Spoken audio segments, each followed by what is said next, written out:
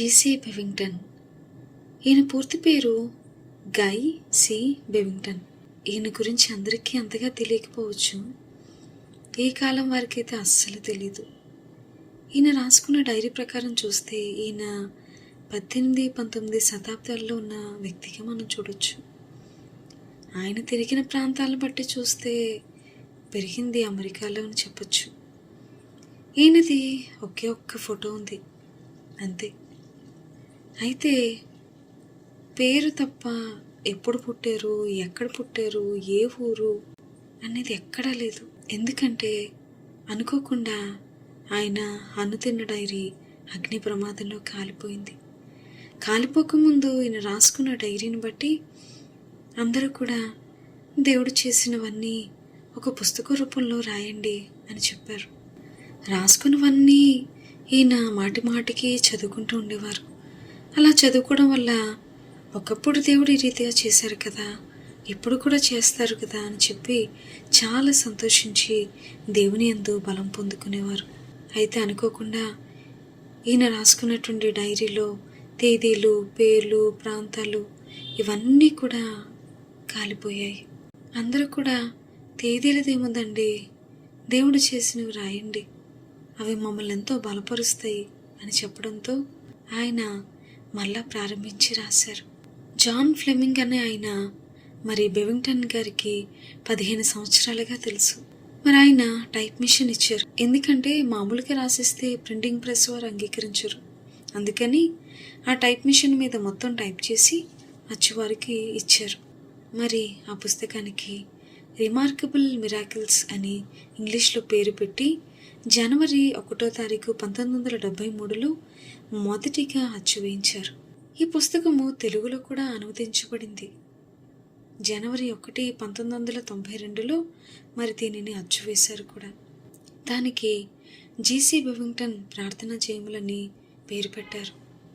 ఈయన గురించి ఎక్కువగా ఏముండదు, కానీ మరి ఈయన జీవితంలో దేవుడు ఏ రీతిగా ఉన్నారు, ఏ రీతిగా దేవుడు కార్యాలు చేశారు, వాటి గురించి ఈ పుస్తకంలో ఎక్కువగా ఉంటుంది. దేవుని మీద విశ్వాసాన్ని ఇంకా బలపరిచేదిగా ఉంటుంది ఈయన జీవితం. మనం ఎప్పుడూ చూడని ఆశ్చర్యాలు ఈయన జీవితం ద్వారా వేరే వాళ్ళ జీవితంలోనూ, పిల్లల జీవితంలోనూ కూడా చూస్తుంటాము. దేవుడు ఈ రీతిగా కూడా చేస్తారా అని అనిపిస్తుంది. ప్రార్థన అంటే ఏంటో కూడా ఆయన చూపిస్తారు. మరి ప్రతిరోజు ఈయన గురించి కొంచెం కొంచెంగా మీకు అందిస్తుంటాము. రోజు వినండి, ఇది మిమ్మల్ని ఎంతో బలపరుస్తుంది. ఇది దేవునితో మీ సహవాసమునకు మరి మీ ఆత్మీయ అభివృద్ధికి తోడ్పడుతుంది. ఒక సాధారణ మనిషి దేవునితో సహవాసం చేస్తే ఎలా ఉంటుందో తెలుస్తుంది. జాన్ ఫ్లెమింగ్ గారికి మరియు వారి భార్య బోన్ ఫ్లెమింగ్ గారికి మరి బెవింగ్టన్ గారు 15 సంవత్సరాలుగా తెలుసు. ఈ 15 సంవత్సరాల్లో వాళ్ళు చూసింది ఏంటంటే దేవుని పని అంటే ఎంతో బాధ్యత కలిగిన వ్యక్తిగాను, పరిశుద్ధమైన భక్తి చేసిన వానిగాను, తప్పిపోయి నశించిపోతున్న లోకం కోసం ఎప్పుడూ ప్రార్థనలు ఉండేవానిగాను మరి ఈయన చూశారు. మరి ఈ పుస్తకము రాస్తున్నప్పుడు ఈయన వయసు 74 సంవత్సరాలు. మరి ముందుగా ఆయన బాల్యం గురించి తెలుసుకుందాము. తల్లి తండ్రిది కూడా బెవింగ్టన్ అన్న పేరే. అందుకే మరి బెవింగ్టన్ గారికి కూడా బెవింగ్టన్ అని పేరు పెట్టారు. మరి బెవింగ్టన్ గారి యొక్క తండ్రి గారు మెథడిస్టు సంఘ పాస్టర్ గారు. ఓహియోలో వైనాడ్ కౌంటీలో ఉన్న రెడ్ ఇండియన్లు అనే తెగవారికి ఆయన ఎక్కువగా బోధించేవారు. అక్కడ వారికి చర్చిలు, స్కూళ్ళు, ఇల్లు కట్టించిచ్చేవారు. అంతేకాకుండా మరి లిటిల్ సండస్కీలో కమ్మరి పని, అలాగే కార్పెంటింగ్ పని కూడా చేసేవారు. తల్లి అయితే దేవుని పట్టుకుని తన పిల్లలను ఎక్కువగా దేవునితో గడిపేలా చూసేది. తల్లి భక్తి ఈయనను చాలా బాగా ఆకర్షించింది. తండ్రి గారైతే యవనస్తులను కట్టుబాటులో పెంచాలి, లేకపోతే వారికున్న అజ్ఞానము తమకంతా తెలిసినని భావం కలిగించి వారిని తప్పుదారి పట్టిస్తుందని ఆయన ఉద్దేశించేవారు. తండ్రి గారి యొక్క క్రమశిక్షణ నుంచి తప్పించుకోవడానికి బుద్ధిహీనముగా ఇంటి నుండి పారిపోవాలనుకున్నారు. మిచిగన్ వెళ్ళిపోవాలనుకున్నారు. అయితే చిన్నప్పటి నుండి అనారోగ్యంగా ఉండేవారు. వైద్యులు ఎవ్వరూ కూడా ఈయన్ని బాగు చేయలేకపోయారు. మరి ఈయనకున్నటువంటి బలహీన స్థితిని బట్టి 10 సంవత్సరాల వరకు కూడా బడికి వెళ్ళలేకపోయారు. ఇండియానాలో టమరక్కులను అనే ప్రదేశంలో ఈయనకొక మేనమామ గారు ఉన్నారు. ఆయన తన జబ్బుకు తగిన వైద్యం ఒకటి ఉందని తెలియచేశారు. 13 ఏళ్ల వయసులో బెవింగ్టన్ గారి అమ్మగారు ఈయనను వారి మేనమామ గారి ఇంటికి పంపించారు. మరి బెవింగ్టన్ గారు తన మేనమామ గారితో మరి నాకు గుండె జబ్బు ఉంది కదా అని చెప్పినప్పుడు మరి ఆయన మేనమామ గారు ఏమన్నారంటే, మన ఊరి చెరువుల దగ్గర పెరిగే ఒక మొక్క కాండము నమ్ములు తగ్గుతుంది. సరే అని చెప్పి మరి నమలడం స్టార్ట్ చేశారు. నమలే కొలది నిజముగానే ఈయనకు స్వస్థత కలిగింది. అలా సంవత్సరం అయ్యేసరికి తగ్గింది. అంతటా మరి ఆయన తిరిగి బలం పొందుకొని ఇంటికి వెళ్ళిపోయారు. స్వస్థత కలిగింది, బాగైంది అనుకున్నారు, కానీ మళ్ళా తిరిగి అనారోగ్యము పాలయ్యారు. అది క్రిస్మస్ రోజు 59 సంవత్సరాల క్రితం. అంటే ఈయనకి 15 సంవత్సరాలప్పుడు ఇండియానాలో కిండెల్విల్లీ అనే ప్రాంతానికి వెళ్ళాలని బయలుదేరారు. అయితే ఈయన తన దగ్గర ఉన్న చిన్న పెట్టెలో ఒక పాతదైన హ్యాండ్ కర్చీఫ్లో ఒక షర్టు, కొన్ని అవసరమైన చిన్న బట్టలు పెట్టుకుని తన ఇంటి దగ్గర ఉన్న పెద్ద ఆయన దగ్గర మరి పని చేసినప్పుడు $1.25 ఇచ్చారు. మరి ఆ డాలర్లు కూడా తన దగ్గర పెట్టుకుని మోకాళ్ళ లోతు ఉన్న మంచులో 15 నుండి 20 మైళ్ళ దూరం నడుచుకుంటూ వెళ్ళారు. ఆ డాలర్లు మరలా సంవత్సరం క్రిస్మస్ వచ్చే వరకు కూడా దాచిపెట్టుకుందాం అనుకున్నారు. అయితే ఇల్లు వదలక ముందు ఈయన తల్లి దగ్గరికి తీసుకుని, నువ్వు నాకు ఒక ప్రమాణం చేస్తావా అని బ్రతిమాలింది. ఆమెను విడిచిపెట్టడం గురించి చాలా ఏడుపు వచ్చింది. అంతలో తల్లి, నీ తల్లి నిన్ను హానికరమైనది చెయ్యమని చెప్తుందా? లేదు కదా. అందుకైనా లేదు కానీ ఏమిటమ్మా ప్రమాణం అని ఆతృతతో అడిగారు. అందుకమ్మ, ఏ కారణం చేతైనా సరే సారా కొట్లో మాత్రం అడుగు పెట్టకని అయినా. ఓ అంతేనా అమ్మా, అయితే సరే నేను అక్కడ మాత్రం కాలు పెట్టను అని అమ్మకు మాటిచ్చారు. అమ్మ కోరిక చిన్నదే అనుకున్నారు, కానీ దాని ద్వారా అంతకంటే ఈయన పట్ల తనకున్న గొప్ప ఆశలు దేవుని చేత నెరవేర్చబడతాయనే ఆమె నిరీక్షణ. ఈ చిన్న కోరికను మరి బెవింగ్టన్ గారు నెరవేర్చారు. మరి ఆమె పెద్ద కోరికలను దేవుడు ఈయనలో నెరవేర్చారు. ఇక $1.25 పెట్టుకొని మరి చిన్న సూట్ కేసు పట్టుకొని మరి ఎలాగైతేనే కిండెలు వెళ్ళి చేరుకున్నారు. ఎల్కాటు అనే ఊరికి టికెట్ కొని రైలు బండిలో వెళ్ళారు. ఎల్కాటు వచ్చేసరికి ఉదయం 8 గంటలైంది. ఎల్కాటు నుండి తన గమ్యస్థానము ఇంకా 28 మైళ్ళ దూరం ఉంది. 16 మైళ్ళ దూరంలో ఎడ్వర్డ్ బర్గ్ ఉంది. అక్కడ నుండి కాసోపోలిస్కి మరో 12 మైళ్ళ దూరం వెళ్ళాలి. ఉన్న డబ్బు సరిపోదు. తన దగ్గర టికెట్ కనుక 45 సెంట్లు మాత్రమే ఉన్నాయి.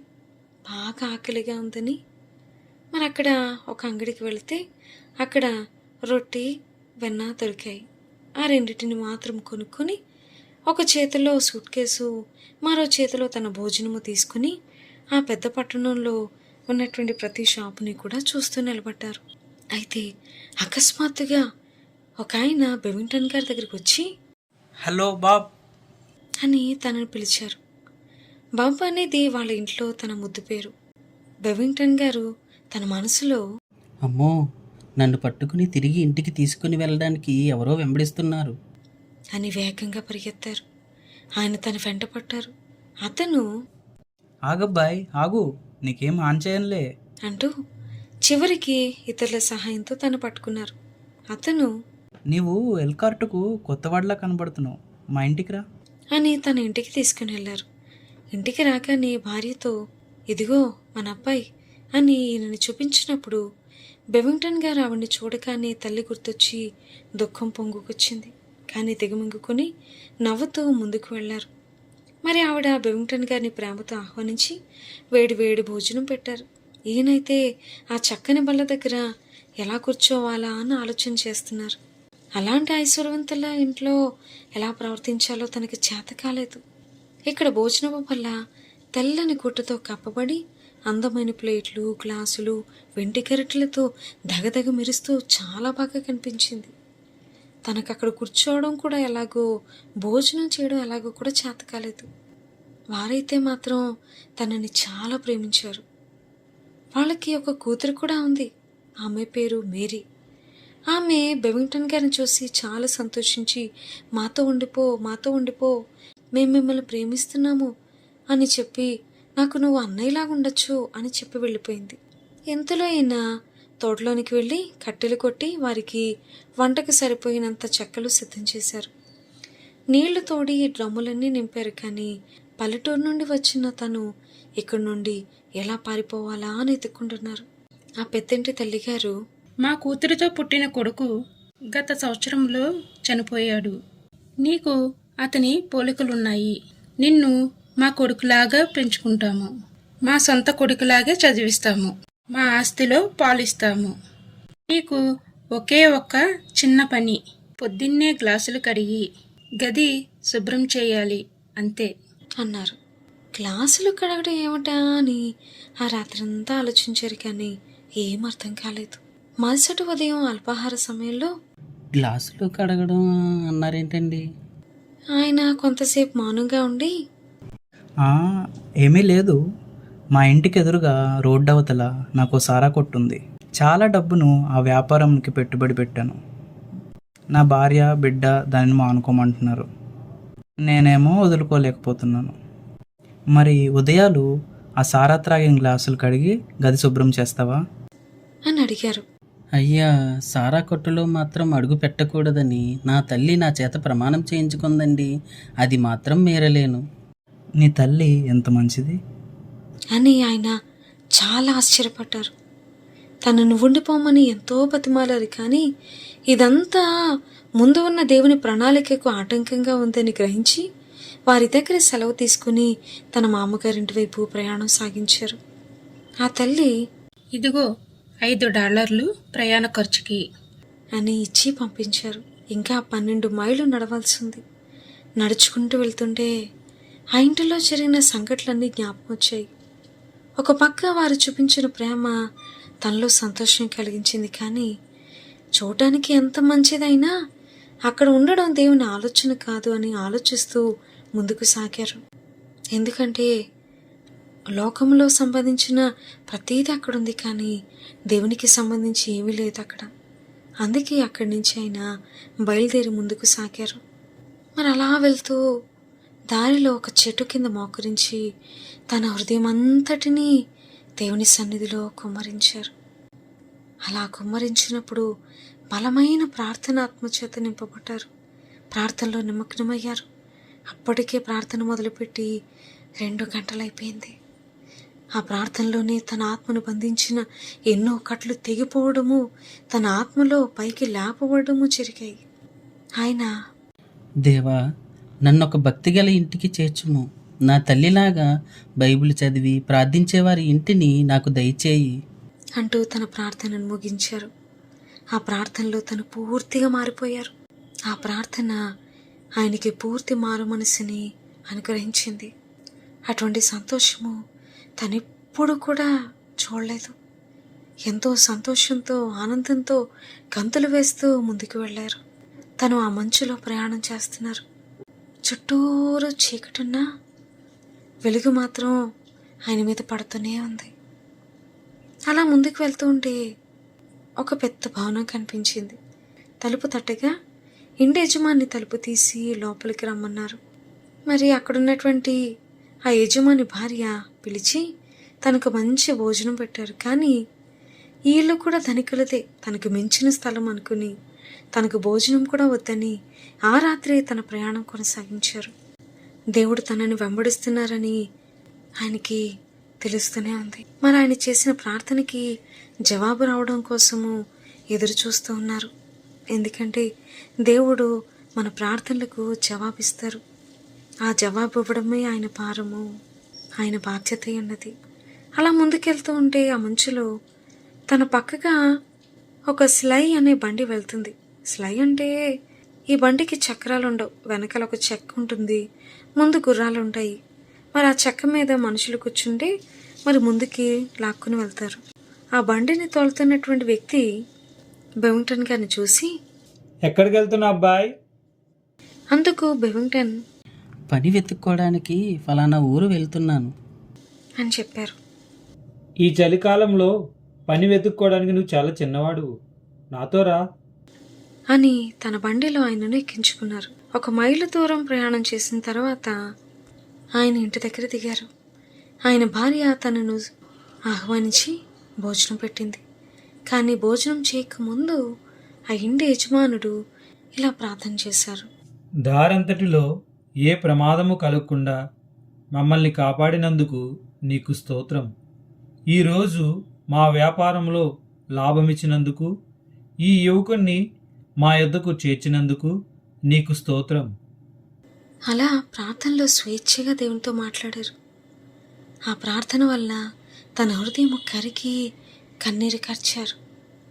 ఆయనకు పేల్చిన కొడి మరి ఉడకబెట్టిన బంగాళదుంపలు పెట్టారు. భోజనమైన తర్వాత ఇంటి యజమానుడు బైబిల్ తెరిచి యోహాను సువార్త 14వ అధ్యాయము చదివారు. మరి బెవింగ్టన్ గారు ఈ ఇంటిని బట్టి, ఈ కుటుంబాన్ని బట్టి దేవుని ఎంతో స్తుతించారు. ఎందుకంటే చెట్టు కింద తాను చేసిన ప్రార్థనకి దేవుడు ఖచ్చితమైన జవాబుని ఇచ్చారు కాబట్టి. దీని తర్వాత మరి మొట్టమొదటిగా ఆయన జీవితంలో జరిగినటువంటి మొదటి అనుభవాన్ని ఇప్పుడు చూద్దాం. ఒక ఇంటిలో ప్రార్థనా కూటములు జరుగుతున్నారు. ఆ కూటముల్లో ఆత్మఫలాలు ఉండాలని కొంతమంది ఆసక్తి పరులతో కలిసి కూటాన్ని ప్రారంభించక ముందు మరి ప్రత్యేకంగా ప్రార్థించారు. ఈ దినము ఒక్క ఆత్మైనా రక్షణ పొందాలని, అది దేవుని అడగమని తనకి బలమైన ప్రేరేపణ కలిగింది. ప్రార్థన గుంపు వారికి చెప్పి ఆ ఒక్క ఆత్మను దయచేయమని మొరపెట్టారు. ఆ సాయంకాలం కూటం ప్రారంభించబడింది. కొత్త వారెవరూ రాలేదు. అందులో ఒక ఆయన, మనం అడిగిన పాపి ఏడి అని పక్కనున్న వ్యక్తిని అడుగుతున్నారు. అయితే అందుకు బెవింగ్టన్ గారు అయితే వస్తాడులే అని జవాబిచ్చారు. 10 గంటలకు కూటం ముగించబడింది. కానీ ఆ ఆత్మ జాడలేదు. ఒక్కొక్కరిగా అందరూ తమ తమ ఇళ్లకు వెళ్ళిపోయారు. ఈయనైతే అక్కడే మోకరించి ప్రార్థన చేస్తున్నారు. మరి ఆ ఇంటి యజమానురాలు చిన్న కుమార్తెతో ఆ ఇంట్లో నివసిస్తుంది. ప్రార్థన అయ్యాక చివరికి వారిద్దరే మిగిలారు. 11 గంటలైనా ఈయన ప్రార్థన నుండి కదలలేదు. అది ఆమెకు విసుగు కలిగించింది. ఎందుకు ఇంతసేపు ప్రార్థన చేస్తున్నారా అనేసి ఆవిడ అనుకుంది.